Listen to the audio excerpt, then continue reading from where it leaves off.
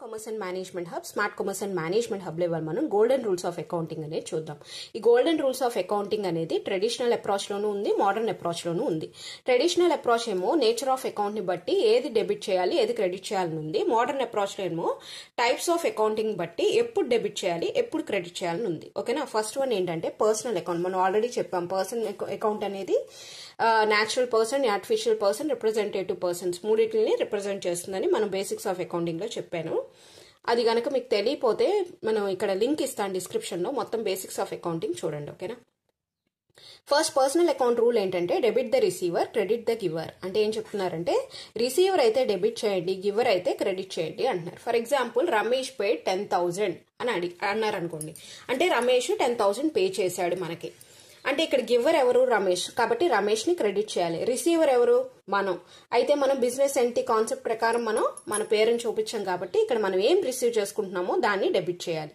ఇక్కడ cash receive చేసుకుంటున్నాం కాబట్టి మనం క్యాష్ ని డెబిట్ చేస్తాం.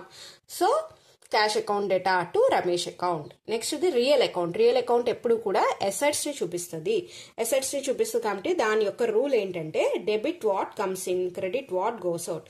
వస్తే గనక మనం డెబిట్ చేయాలి, పోతే గనక మనం క్రెడిట్ చేయాలి అంటున్నారు. ఇక్కడ for example land and building purchased ₹1 lakh అని ఇచ్చారనుకోండి. అప్పుడు ఏం చేయాలి? Debit what comes in. Land and buildings మనకు వస్తున్నాయి కాబట్టి ల్యాండ్ అండ్ బిల్డింగ్స్ ని డెబిట్ చేస్తాం. క్యాష్ అనేది వెళ్ళిపోతుంది. ఓకేనా. క్యాష్ అనేది వెళ్ళిపోతుంది కాబట్టి దాన్ని క్రెడిట్ చేస్తాం. ఓకేనా. Land and buildings account data to cash account. Next the nominal account. Nominal account rule ఏంటంటే మనం అన్ని expenses and losses, incomes and gains అన్ని నామినల్ అకౌంట్ లో చూపిస్తాం కదా. So debit all expenses and losses, credit all incomes and gains. అంటే ఏంటంటే expenses losses కనుక వస్తే డెబిట్ చేయండి, ఇన్కమ్స్ అండ్ గెయిన్స్ వస్తే క్రెడిట్ చేయండి.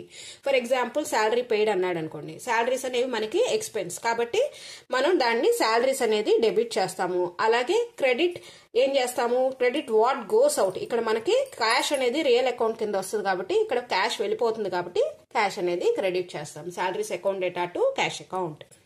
నెక్స్ట్ ఇది మోడర్న్ అప్రోచ్ లో చూడండి types of account. Types of account లో ఫస్ట్ ఇది మనకి అసెట్స్. అసెట్స్ గనక పెరిగాయి అనుకోండి, ఇంక్రీజ్ అయితే డెబిట్ చేయాలి, డిక్రీజ్ అయితే క్రెడిట్ చేయాలి. లయబిలిటీస్ అయితే గనక మనకి డిక్రీజ్ అయితే డెబిట్ చేయాలి, ఇంక్రీజ్ అయితే క్రెడిట్ చేయాలి. క్యాపిటల్ అయితే గనక డిక్రీజ్ అయితే తగ్గితే డెబిట్ చేయాలి, క్రెడిట్ ఎప్పుడు చేయాలంటే ఇంక్రీజ్ అయితే క్రెడిట్ చేయాలి. ఇన్కమ్ ఆర్ రెవెన్యూ అయితే డిక్రీజ్ అయితే డెబిట్ చేయాలి, అలాగే ఇంక్రీజ్ అయితే క్రెడిట్ చేయాలి. ఎక్స్పెన్సెస్ అండ్ లాసెస్ అయితే ఎప్పుడు ఇంక్రీజ్ అయితే అంటే పెరిగితే డెబిట్ చేయాలి, తగ్గితే క్రెడిట్ చేయాలి.